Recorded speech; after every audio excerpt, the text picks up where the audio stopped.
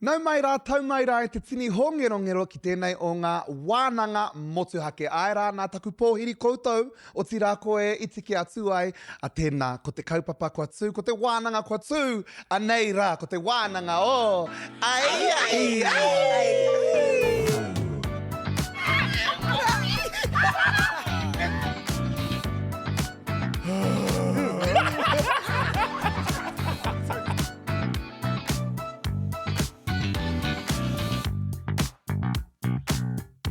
Hai, e te whānau, ai rā e te whānau kua. A hoki mai anō mātou ko te whare wānanga ai, anā ko te kaupapa, he ahua hohonu i tēnei o ngā hōtaka, engari, e tika ana kia kōrero hia tēnei o ngā kaupapa, ne? Ko te kaupapa e mea nei, Carl means no.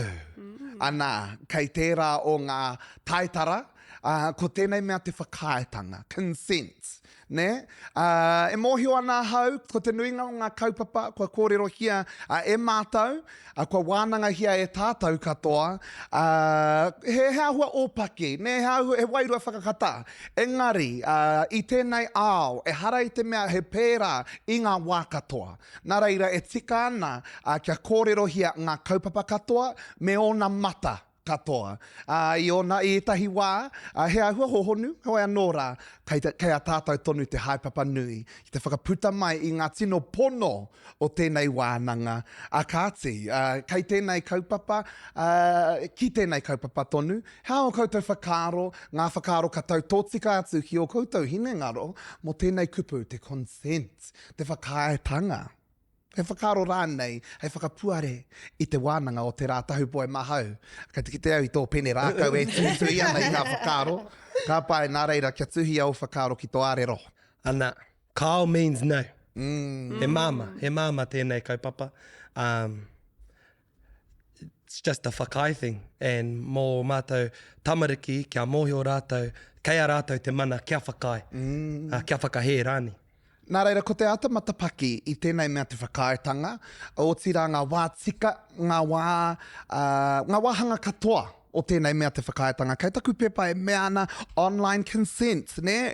He kōrero anō tērā, o tira me tahuri pia tātou kia te one i te mea kei te mōhio ke te tohunga nei ki ona kōrero, ki ona peka katoa. Te one, haha etahi o ngā whakaro, hei timata ake i te wānanga i te rānei? Ai tika ngā kōrero, he māma noiho tēnei mahi te whakai. But honestly, some of our whānau feel like you only have to consent in certain situations. And I think for our rangatai, it's important that we start to show them even the smallest things when it comes to consent. Remind them, pērā ki te permission slip, you know, it's kura, you know, we all know what that is. You need permission to be able to do certain things. So, ai, he kaupapa pai tēnei, excited for our wānanga. Tika, ko te ata whera i ngā āhuaranga katoa, ko te tūraki i ngā whakapai, i ngā pōhehe a te iwi, mo tēnei mea, i te mea he tapu. He tapu tēnei mea te whakai, ana e tika ana kia kōrero hia te kaupapa nei tūts. Hea o whakaro, hei whakamahana i te whare wānanga nei. Rangatahi mā, mena kaore rānei tētahi kia whakaitia kia kuhu atu koe, tēnā kaua e ruku atu. Nā, pēra, he māma, he tika ana tātahu. I rongo au tēnei kōrero, ko te whakaro ka toko ake, e kōrero ana mo ngā tangata e hono ana, i te mea tērā pōhehe, e hara i te mea me whakai e tētahi mena ke te hono koe, he pēra ki a koe tau, you know? Kei reira, e tai o ngā rangatahi, ko te pōhehe, ka hono koe, ka hono koe ki tētai tangata pūmau, tōhua rangatira, ana e whakai ana i ngā wā katoa, kua te aha. Engari, etahi wā wahine mā ki mena rānei kāriko i te hehia, tēnā kōrerotia. Aha kua katahi anō kōrua ka tūtaki, aha kua te kautau kōrua e moi ana. E whakai tonu ana, he wahanga kōrero tērā mā kōrua ko tōhua? Hera te mea he wahanga kōrero, engari, he rere ki nānei, mai tō māua hononga mo ngā tau e rima i nānei. Ine, like, ka pīrangi te whakaoho Māori. You know, te oho mai ana ke reira e miti ana. So I don't need to give my consent mo tērā, you know. Oh, yeah, e marama ana E kua marama rei kei te ana, reira. yeah, haramai te ata. But he hako te aha, kei aia te mana o te whakaitanga. Yeah, o tōna whakaitanga. And yeah, I just never don't whakai. Pa ko koe hoki tērā, ne? Whakai ake. Yes. Kia au, yeah. I've settled it, yeah. Kei te whakai au ngā wā E ne katoa mohi ki a ana koe. tō wahine ki tērā, Kei ne? aia tērā. Engari, ka moio au, he ara te mea kei te whakai ia i ngā wā katoa. Ei. Yeah. So ka ata haere ka, you know, ka pā atu, mena ka pana ia i tōku Kei te ringa. mohi o koe. And then, ka rongo, nā. Haere ki tō, hoki ki te moi. Ai te mea ara no atu ngā tūmomo reo whakai. Ne, e hara i te mea he reo kōrero te whakai, koe nā noi ho te whakaitanga, he reo a tinana, he reo a wairua no hoki e tahi wā reo a kanohi. Ara no atu ngā ine, ngā tohu pēr, o tēnei mea te whakaitanga. Te tuhi, he hao whakaaro, he ngā whakaaro kei tēnā koko ngā waiporoporo rā. Kia au nei, nui te hunga tangata kāhua whakanui tira. Rau e koe mo te pātai atu. Engari kia au nei, e hara i te kaupapa me whakanui.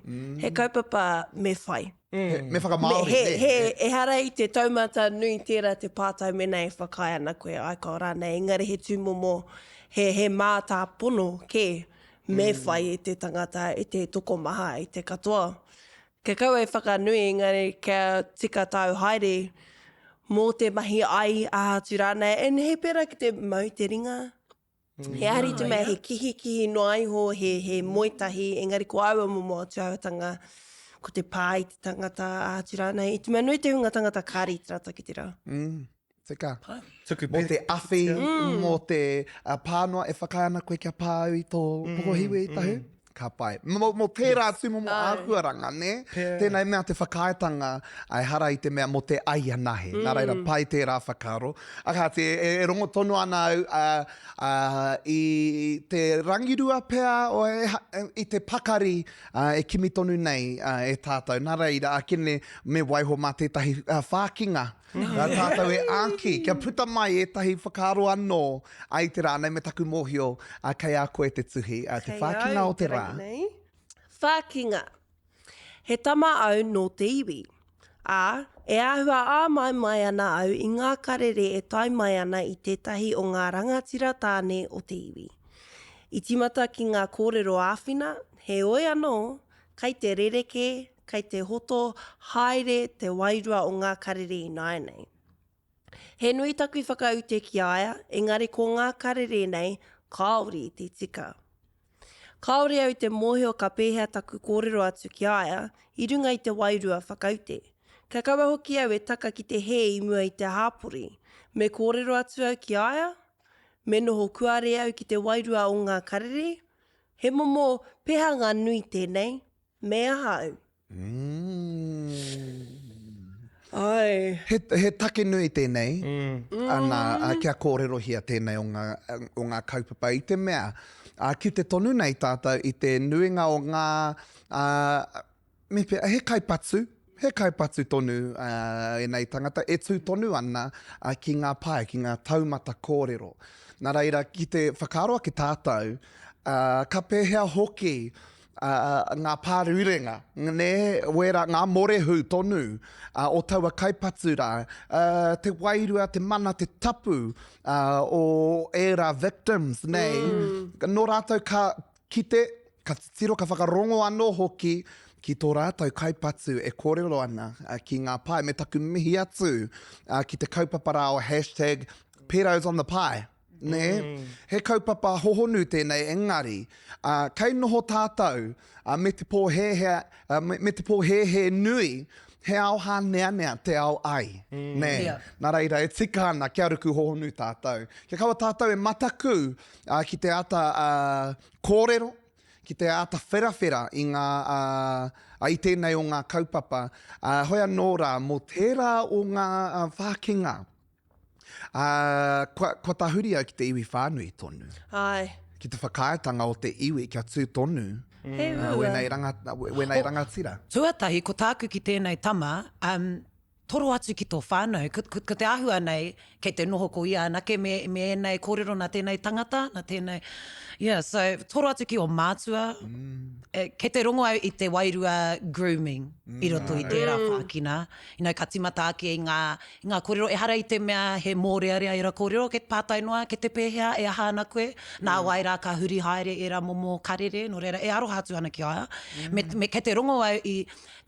he nui tana whakaute ki tēnei tangata. No reira, kāre kore he kai kōrero tēnei, o tana marae. He kraua pēr, no rea, e tino aroha atu ana, e haua hueki. Kārea noa au kia tino rongo mō tēnei mea. Peros on the pai. I te wānanga tahi māua mō tēnei kaupapa. But, yeah, e tika ana me koru. Ia e ki ana, kaua hoki au e taka ki te he i mua i te āpori. Ki au nei koera te tei o ngā wahanga nui. Nui i ngā tauira, ngā tamaiti o tēnei rā. Ka whakamā ki ngā whakaaro o te iwi. I te mea he tangata ia, he rangatira ia o te iwi. Anō no rātau te he. Me te mea nei no te hunga kua māmingatia te he. Nā reira, ka mihi au ki te māia o tēnei tamaiti. O hoi anō ra, i etahi wā ko te whānau tonu, te raru. Nā reira, ko te rapu i ngā ratonga, ko te rapu i ngā kaupapa hāpai, ngā kaupapa tautoko rereke, e tūpakari anō ai te tangata. Te one, he aha e rā o ngā ratonga, he aha etahi rautaki no te ao aitonu, no te ao tuku i enei ratonga tonu ki te hunga, kua pāngia enei kaipatu. So many of our rangatahi are facing this thing called grooming, and a lot of them it's being done to them as they're minors. So they're groomed while they're minors, and sometimes the attacker waits until they reach, until they're legal, and then they'll start furthering their mahi with the rangatahi. But to our rangatahi, to our whākinga, sometimes we can't reach out to our whānau because our whānau are our enablers. Sometimes if we feel we're in danger, immediate danger, sometimes we do have to reach out to the likes of the police or people in higher power. It's important that if you are feeling a certain way with a certain individual, their status does not give them the right to treat you like that. Their status does not give them permission to be able to make you feel like you have to do something for them. Grooming is a form of manipulation. So it's important that our rangatahi are able to identify this. How? It's not very easy. Our predators are getting a lot more smarter. They're longer. Like they do the long missions now. Hā pēr e tahi tauira? Koina pēr te pātai tau mai i te wāhi ngaro. Hā pēr e tahi tauira o tēnei tuāhuaranga? It could be them trying to build close relationships with you and your whānau, so that you start to pull your barriers down. For us, especially being Māori, when there's a connection with an individual and our whānau, we're more likely to trust this individual. So lots of the time they'll try and do that, whether it be through kapaka, in senses that like those spaces, we're like, okay, cool, this could be a tutor, or this could be a kaiako, and then they might start being a little bit more friendly to an individual and their whānau.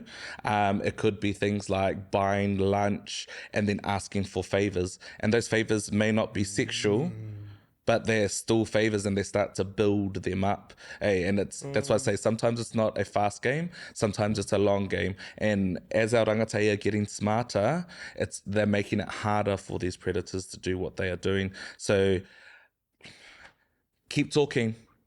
Tell your friends. Kōrero mai. Ai. Ka pai. Tahupoe, tēnā kōrero mai ko o whakaaro mo tēnei o ngā kaupapa. O tira enei tauira kua kōrero hia te onera? He kaupapa ua tēnei, mōku. Hera ko te mea he tauira o he wheako aku, engari tēnei mea te whawha tamariki, ki au nei, te whakautu ko te mate. Koina ana. Kōhuru. Yeah, kōhurutia. Kōhurutia i nei tangata patu. And mēnā ka hoki mai mai te whare mauhere, kua ngaro i te marea. Ko mate i te marea ki au nei. Me noho, me tō rātou takitai. Rāhuitia rātau. Ai. Ki tētahi kohona tawhiti rawa. Yeah. Well, yeah, like, these fellas, bro. Ka pukuriri. Ka rongo i te pukuriri, ka pīrangi te awhi o mātou tamariki e noho pauri ana i tēnei wā me tō rātou secret, you know? And he kaha koutou, engari kei te taia te te rongo i tērā kaupapa mēnā ka kore kau he kōrero. Kore kau he you have to go out and talk. You have to. Yeah. There's the only way we're going to find out. Yeah, ko koe me tō takitai ana, anyway. I etahi wā koena te raru nui ne ko te whakamā ka tau ki te tangata. Yeah, he pau. Nā reira ka ua, te kōrero atu, o tira ka ua no hoki, mana no te whakae. Te accept i te pono kua puta mai i tērā whea. A tēnā, e mōhio ana hau ki tētahi wahine māia tonu kua tau mai ki tō tātou whare wānanga. Hoi anō, ko tēnei o ngā wahine kua wheako i tēnei ao.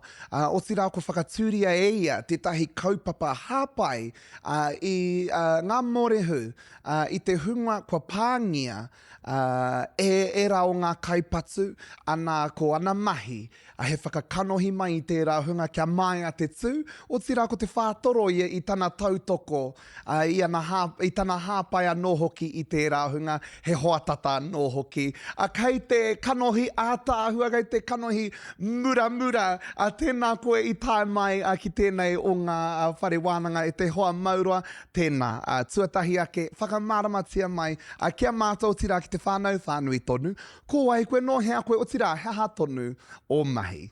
Kia ora koutou. I'm Jess Tyson. I am the founder of the charitable trust called Brave or Maya. We like to use both names. It's so great to be on this kōrero with you and just listening to what you've been saying. Let's talk more about your kaupapa. What made you start this kaupapa? Was it something that was something personal? Was this something that you've seen quite a lot and wanted to do something about? Tell us more. All right, so I started Brave when I was Miss World New Zealand in 2018, and it was at a time in my life where I felt comfortable to share my experience of being a victim of child sexual abuse. When I was doing Miss New Zealand, and when I won Miss New Zealand, you got to start a project to help people in your community, and I wanted to start something that was genuine, that I know that I could genuinely help people with. And so what happened to me when I was young is that I was sexually abused by an adult, not someone I was directly related to, but the partner of my mum at the time. And I wasn't sure to give the details, but you were all talking about, within the whānau, and it was, to an extent, it was like that. So my mum and I, we went through the court system. The perpetrator was not convicted, but I got lots of counselling support and therapy support after that to be able to kind of heal from it. But also going through high school, I found it really hard to talk to people about what had happened to me because no one knew what to say. It made me feel quite isolated. So starting Brave, the purpose is all about being able to, what I do is I go into schools and I speak to senior students about my story, but also give them some tools about how to have healthy relationships, how to have conversations, how to help each other, talking about consent, how to stay safe online, which is a big thing that's coming up these days. So that's what we do. Kia koe, Jess, he kaha no ngā rangatahi te kōrero mō tēnei mea te whakaitanga? Are the rangatahi talking about consent? And is that what you're experiencing through Brave? Have you seen that? Yeah, I've seen, so the kura that I go to most of them have already had some form of education about consent, but I still think there's consent, but there's also other topics around consent like coercion, which I think should be talked about even more because so consent, there's those rules, you've got to be over 16, you've got to be sober, you've got to say yes, but then there's that idea that some people say yes because they feel pressured. So those things need to still be taught to young people. What changes or improvements would you like to see in the support systems for our tamariki going through those different experiences at the moment? Yeah, I think the first thing would have to be that tamariki should be believed in the first instance. So when they talk about, they tell a friend or a family member, they need to be believed straight away because if they're not believed, then they're likely to feel like they're not listened to, and then they won't share that experience again. So they won't be able to access help or have anyone help them. That's probably the biggest thing. And that's something where I was so grateful to be able to have that tautoko when I was young from my mum. She believed me straight away. And if she didn't, then I think that would have caused more harm in the future. So being believed is really important. I think when it comes to counselling support in Aotearoa, I think there needs to be better systems in place. So, for example, ACC, if you've been a victim of mahi tūkino, then you can get free counselling through sensitive claims. But even that process is really hard, and it's hard to find therapists that are even available to help. So that's another thing. There's so many things. As I mentioned before, just the education around coercion needs to be taught because, of course, consent is quite, obvious that there's those rules, but it goes even deeper when it goes into coercion. And just in general, just rape culture needs to be addressed because there's the we need to be able to be good bystanders. So if we see an activity happening that if our friend is in a vulnerable position, we need to be able to stand up for that person. And then there's just the kōrero around respecting people. If someone's disrespecting someone else, then bystanders need to stand up and just be like, that's not acceptable. E tino mihi ana ki o kōrero. You've shared so much and a lot of personal things. So thank you for that. You are, like Pere said, you're beautiful. You got a beautiful wairua. You're very, I've met you a couple of times and you truly are one of the kindest people I've ever met. And I'm sure many people would say that. For some of people who have gone through the same things, what's your advice to them? Like, how did you get to a place where from where I'm sitting, you look very peaceful, at peace with, maybe not at peace, but, you're living your life to the fullest, really. And, what's your advice to victims and how do they get to a place similar to where you are? I think it's, I like to tell people that they're not alone. When I was young, I felt like I was the only one that this had happened to, but I always like to share that you're not alone. There are so many people, unfortunately, that are going through this. And there are ways to get through it. So counselling, I always just recommend counselling, like therapy. Just having a kōrero is just so important. And I know it's hard, but there are just so many. Something like this, if it happens to you, it doesn't mean that it's going to you shouldn't let it stop you from being your best self. And I think I just like to be able to show that in the things that I've achieved in my life despite such a horrible experience. And I think that really helps. And I think it's, I hope that answers the question. E mohio ana hau I te taumahatanga I ona wā, kia kōrero hia tēnei kaupapa engari, kua waimari e tātou, I tō whakakanohi mai I tēnei kaupapa, I roto tonu I te ātāhua, I te māia, a me te pono, a nā reira kei te uri o Wanganui awa, e rere nei ko te au mihi, ko te au oha, kia koe e te mātā puna o te waiora. Jess Tyson, tēnā koe, e te wahine ātāhua, a mau I piri mai ki tēnei o ngā whare wānanga. Hoi anō rā, kia pai te rā e te hoa, kā ki te rā. Ka kite. Tēnā koutou katoa. Hoi anō rā, e harara I te mea he kanohi a tāhua noiho. Te wahine rā, ko te a tāhua o tana hine ngaro, o tana wairua nō hoki, e rongo ana. Heha e tahi o ngā akoranga I puta ia koutou o tira, I aia, I mau ia koutou, I tēnā o ngā uiuitanga. Pēra ko te mea nui, kei ngā mātua, the responsibility to Titiro ki o tamariki me o rātou āhuatanga, mēnā ko rereke. Mēnā ko rereke. Nā te mea, and mēnā ka hara mai o tamariki me tō rātou kaupapa, rangahautia. Rangahautia. He aha e ko tini, ko panoni tēnei maiti. Kia nei, i tēnā o ngā horopaki, he whakamatara hoki ngā mātua kia tūpato. Ki te hunga ka kuhu mai ki tō whare. Tūturu mō ngā whare kai reira ngā tamariki. Kai reira ngā pēpe, ngā tamaiti nohi tonu. E kore mōhio. He tangata aha tō ipo. A wai atu rānei nā reira ko te noho matāra ki ngā tangata katoa mō te haumarutanga o a tātou tamariki, ne? Koe nā tonu te whāinga nui, a te one hanga whakaro kei a koe. For someone working in it and to hear that again, it's so difficult. Like, ahua pauri, because it's like, when can we have an answer? When can we have a fix? But I guess, you know, every individual has their own unique situation. And sometimes it's not, sometimes those perpetrators can be our matua. So what environment, or how do you create an environment when you may be alone? What are the things that we can do? And honestly, that's why I feel like sometimes for some of us, our friends are our out. Our friends are those ones that we lean on. But this thing is much bigger than any of us. And it's important that we continue to, and I liked what she just talked about when she talked about coercion, because it is about the coercion. It's the manipulation that's happening. So if our rangatahi and whānau don't have any strong support networks, then it's easy for them to fall through the gaps. So kakahai te whānau, kakahai te iwi, mena he raru, puta ki te ao. Whether that's another family member, a friend, professionals, kia koe te tikanga. Ka te marama ki te rā.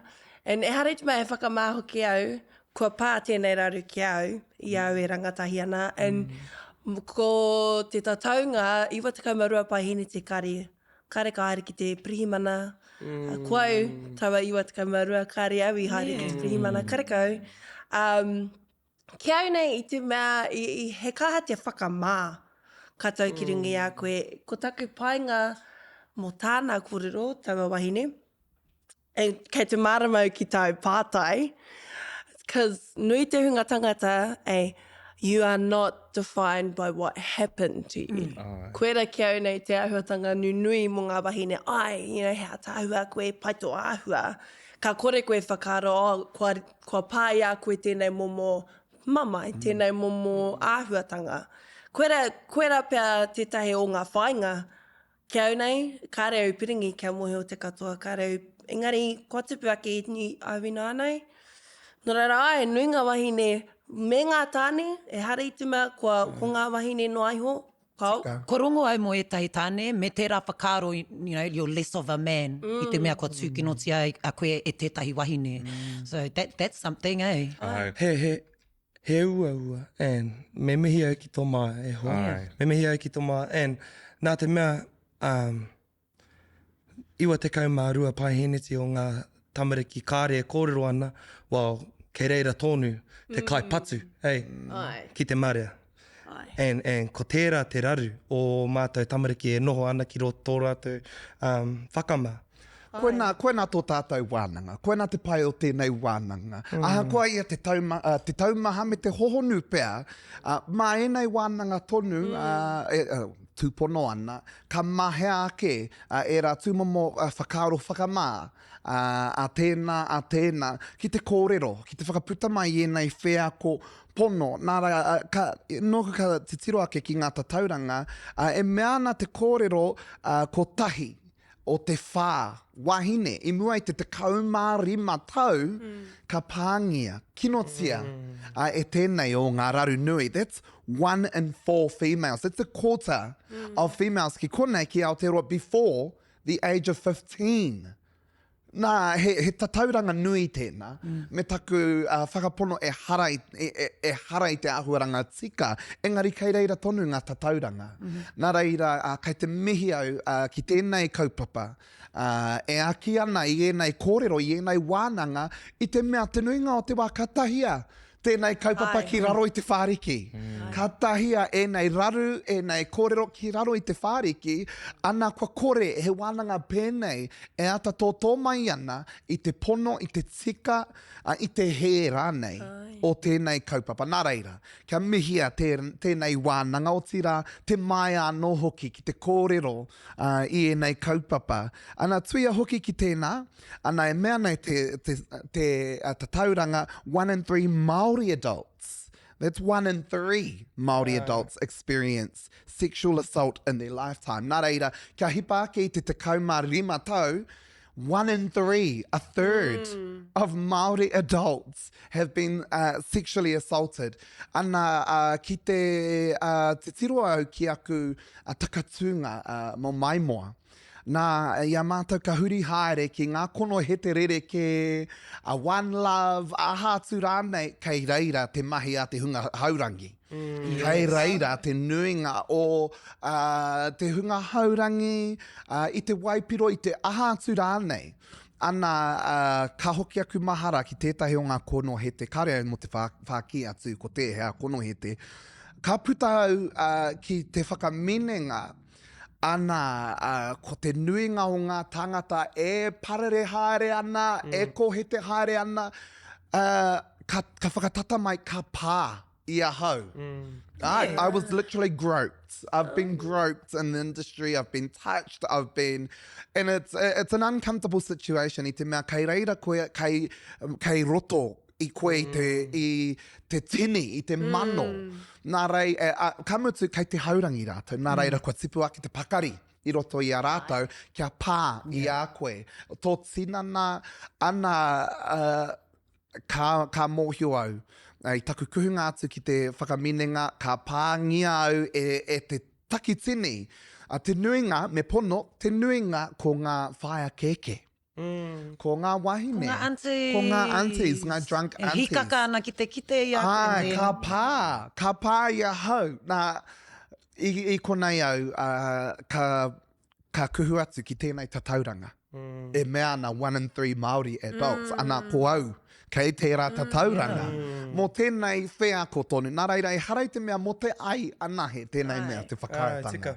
Engari mo te pā, ko te whakakōrero i enei kaupapa, ko te tuku i ngā whakaaro mo tēnei kaupapa. E mōhio ai tātou katoa, rangatahi mā, kaua tātou e whakamā, ki te whakaputai i enei whakaaro, expose everyone. Expose them. Me te maia. Me te maia, me te pono. E harai te mea he whakamā, tēnei tū āhuaranga. Kāre he whakamā, ko te whakamā ka tauke ki te kaipatu.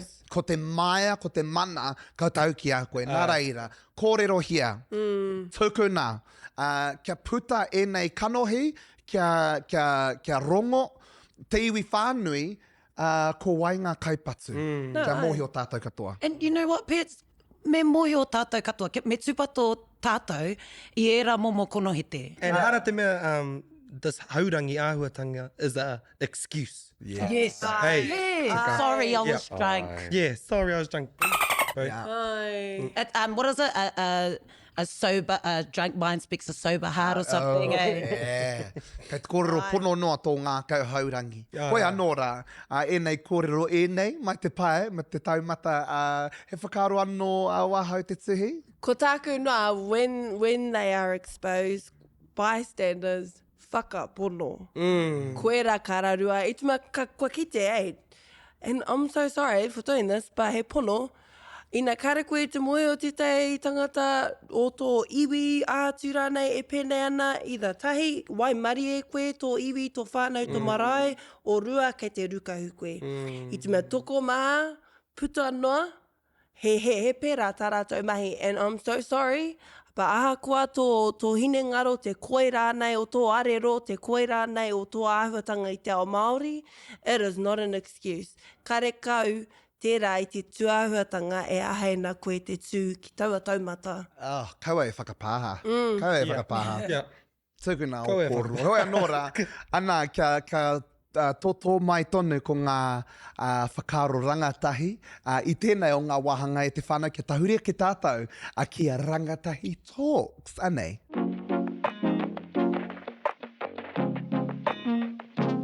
What is consent to you?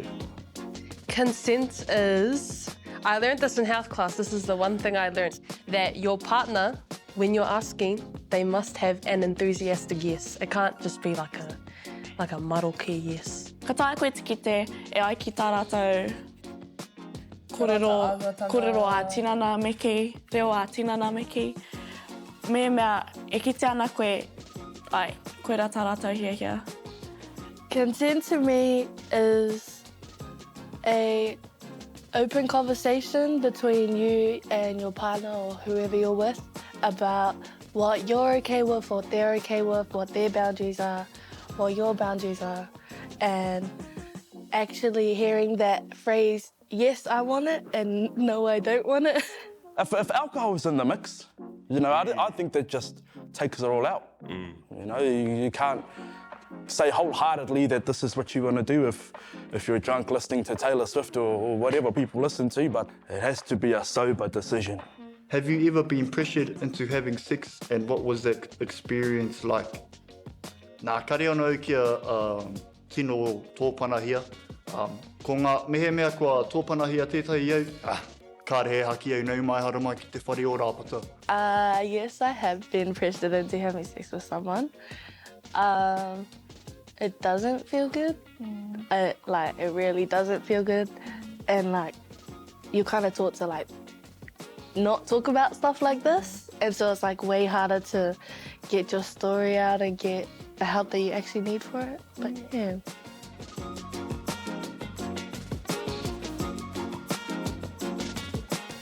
Me sober. Me sober te whakai. Koe pai tērā o ngā whakautu ne. Yeah, well, in New Zealand, you can't consent if you are under the influence. Yeah, true. It's if you're stupefied, so that's drunk, intoxicated on anything, drugs, alcohol, era mea katoa, you can't consent. So if we think about that, and we think about those concerts, how many people have not given consent? Yeah. No, Yeah. that's my favourite, that it has to be a sober decision.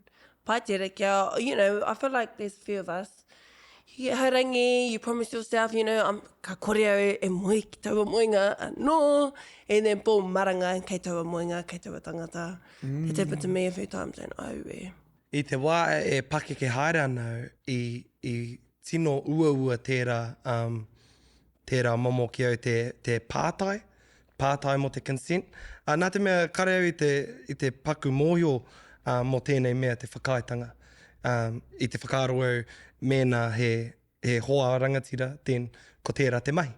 You know, and mai tōku tipuranga, ko rongo au i ngā wheako rereke, but that's something as a kid I was really useless at, lean over, have a touch, and then they're like, oh, maybe just a kiss tonight. Yeah, you said it before we were slaying up. I runga i te karere, engari I panoni ngā whakaaro. I te wā I tai atu ki tōku whare. And I remember pressuring a girl, not pressuring to the point where we did it, but being like, oh, but you said we're slaying. She's like, oh, but I only want to kiss tonight. And then I was like, ego mō ngā tāne, I pā mai tērā ki au. And I remember, but then I remember thinking, oh, that happens, bro. Yeah, people change. And he kupu aki ki o mātou rangatai, kei a koe te mana o te whakaitanga mo te roanga o te terenga katoa. Hey, you can at any time say no, even though you were talking it up. And, you can dirty text mai ki au, o ki o hoa, and I te wā ka tai atu ki te wā pana I te, muro o te ahi. Ki reira, you can say, nah, not keen anymore. Yeah. You say your consent can even be during, literally right at this, but I'm not feeling it anymore, and that tuku. But it doesn't just have to be pre. Yeah. It can be during. ana a kōrero a tinana. Pēhea i te mea ko koe te mea kua whai hono ngā pūmau. Ana he rereke ngā horopaki katoa, ne? Nā reina, i te horopaki o te long-term relationship, kua paku kōrero koe mo tēnei kaupapa. E hoa anō rā, hea e tahi atu anō a tauira, hei a te whakaatu pia i te long-term relationship me te consent I roto I tērā horopaki. I think even for ngā mea pera I te kihi, you know, you fall into habits and ka whakaaro, well, kua whakai tēnei tangata ki au, te kihi ai. Pera ki a koe. Like I always kiss you on the cheek, you know, and I've never asked, eh? Oh. But he mea tērā, me āta whakaaro mō tō hononga ki te tangata. Koina. I suppose, but that's a good point because I don't, mind you. I suppose, like in hariru and in everything like that. So, do you give me consent to hongi you? Yeah. Like, do we need to do that? You know, koe nau e mea nei, ko te kōrero a tinana, anō hoki tētahi taura whakaetanga. Nā reira, hara I te mea me pātai a reo nei I ngā wā katoa, ne? He pai ake te kōrero I te mea kua marama ke ho koe. Hoi anō rā, I etahi wā paitoni te kōrero a tinana, a wairua anō hoki. Ana ko tētahi atu horopaki mo te whakaetanga ko te ao mahi. Ana ko koe tētahi kai whakaari. I roto I tēnei ao. Hea etahi whakaaro whakaetanga I tō ao mahi, te ao te kai whakaari? Taku mahi whakaari tuatahi. I au etahi kāpeka onioni. Intimate scenes, they call it. Mena rānei ko mātaki nā e te hōtaka o Ahikarua, ko Gio taku kiripuaki, he tangata kaha ki te onioni a Gio. So taku mahi tuatahi, ko te wiki tuarua, ko te kāpeka, the scene is kei te kuhu mai tētahi tāne, kei te miti ia, I taku tara, ne? Nā wai, ka puta mai ia, and ka kihi maua, ka tai ia, ka heke anō, and then they go, pause, ka kuhu mai tētai atu. He moimoi a te kāpeka nei. It's a wet dream and it ends up being a nightmare. Because tētai o ngā tangata, so ia māua e mahi ana, and ka kore au e whakaingoatia ko ai te tangata, I te mea he mohio nōku I naia nei, he kuare nōna. He didn't know to ask for consent. So iaia, you know, all you have to do in an intimate scene is you got to do your head like that, ne, I raro I te hiti. Te mea, kei konei te kamera, e tiro mai ana ki toku kanohi, kaua ki raro rā. And in the scene, my second week ever of acting, he started licking me like right next to my vagina. Like right there, like anei te tara, and he's just licking, like going hard. And in the scene, you know, he wahine taikahau, you know, and I froze. I didn't know what to do, and he actually I kumea u te hiti me taku kōrero kei te aha koe. And then, you know, ka kaumang te hunga mahi, and they're like, kei te pai koe. I was like, ai, kei te pai, like, hei aha koutou, ma maua ko tēnei tāne e kōrero. And I left the, engari te kaihopu oro I rongo ia. Nā ka puta au I te ruma, ka arama ia ki au me tāna kōrero I aha tia koe, I aha I roto rā, and ka kōrero atu au, and he went straight to production. It wasn't a big deal, you know, they came and told me, but e mihi ana ki tērā kaihopu oro, because it was my first acting gig. He nui ngā kai whakaari ka pērā, you just do it. Because, you know, you're told to, because the script says to you, because there's 30 crew members waiting for you to get your scene done. And it's a skeleton crew, you know. So, after that, te ringa, and e mihi ana ki te hunga mahi o Ahikarua, me te hunga pāpāho I kaha whawhai mo tēnei mea te intimate coordinator. I mean, taku te ringa tuarua I Ahikarua, now we have someone who is exactly like a stunt person. Because that's what a sex scene is, ne? He mea neke. You know, ka kihi koe ki konei, ka tai korua ka tiro mā ngā karu, ka tai koe ka, you know, it's very like technical. So that came through the Me Too movement, I think, I America. You know, when everyone came out, that a lot of directors and stuff were, you know, te whawhaere ngā kai whakaari. So, yeah, now in New Zealand, we're kind of leading that. I think. A Jennifer Ward-Leland like we're leading intimacy coordination and coordinating in media. So yeah, now I can after that, you know, kāre au tino whakapono ki tēnei tangata. It was hard for us to film together, but after I realised that, you know, ko māua hoki te rei, e noho kuare ana ki tēnei ao whakaari and what we're allowed to do and what not to do, but Yeah, that was my experience. But now, you know, after it, we sorted it out, and now I can do it much better. Oh, not like I'm like, yeah, give me the sex scenes. Sure. But now, you know, he whea ko tērā. Now I know what I know my boundaries. You know, so I nāi ka pātai mai te tangata, e pai ana kia pā ki konei, and I'm like, oh. And then, you know, sometimes you get a hot person and you're like, ai, pai ana te arero. Pai ana te arero. You know, engari kei a koe te tikanga. You know, you actually asked e te wā ka me kihiko I te tai kaipakari, ka pātai mai rātou, e pai ana mena he arero, you know, kei a koe. And I'm like, kao. One time I was like, ai. It was tino vera. Well, he pai tērā, nā te mea ka wareware o ka mahu e te whakaro o te whakaitanga I te mahi. Nā te mea, he utu. You're getting paid to do that thing. Yes. Yeah. And you think that, oh, I'm getting paid. So yeah, you know, and you're getting paid, everyone's waiting for you, you know, it's that pressure that you don't want to let people down. And I think that's kind of what everyone feels when they're in this kind of thing. Sure. Yeah. Ahoia nōra, I tino rangatira, tēnei wānanga I ngā whakaro kua hora, kua uta mai ki runga ki te hōtaka I te rānei, me te mihi anō hoki ki te kanohi o tērā o ngā kaupapa ara rangatira, tērā o ngā kaupapa mai ara wātu ara kia Jessica Tyson, tērā o ngā kaupapa rangatira e hāpai ana, e tautoko ana I tēnei o ngā kaupapa, ke kaua tātou e whakamā ki te kōrero, ki te wānanga I tēnei kaupapa, ki te whakarangatira I a tātou tamariki I a tātou rangatahi mō tēnei o ngā kaupapa. E mōhio ai rātou I tō rātou mana, I tō rātou tapu I tēnei o ngā horopaki ko te whakatau aki pēr hei whakakapi ake I tēnei hōtaka.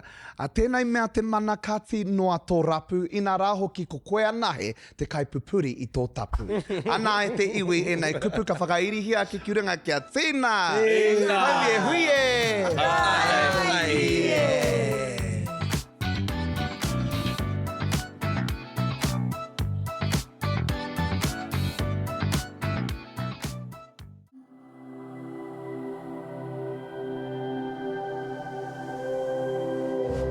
Ko te reo, te take.